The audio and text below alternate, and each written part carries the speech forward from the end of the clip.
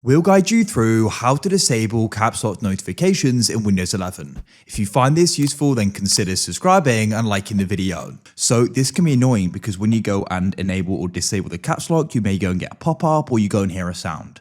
There are different ways we can go about this, so make sure it's full video and we can go and stop this. So let's go and dive straight into it.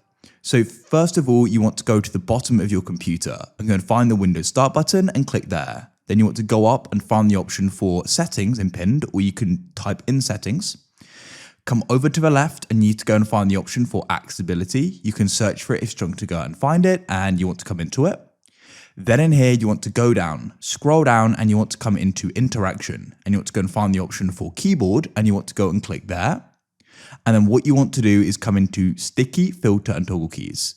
Find toggle keys and it says play a sound when you press caps, num, or scroll lock. So what you want to do is make sure this turned off. Otherwise, you're going to go and hear a sound when you go and press one of those keys, including the caps lock. Now in here, this notification preferences, we don't need to come in here really. So go and see if that solves it.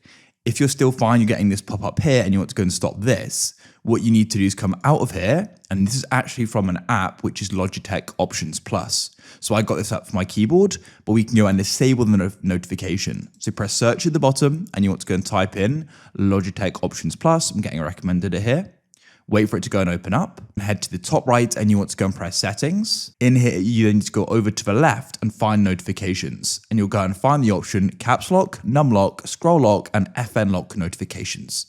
So what you want to do is turn that off, and then you can go and change the caps lock without the notification. If you found this useful, then consider subscribing and liking the video.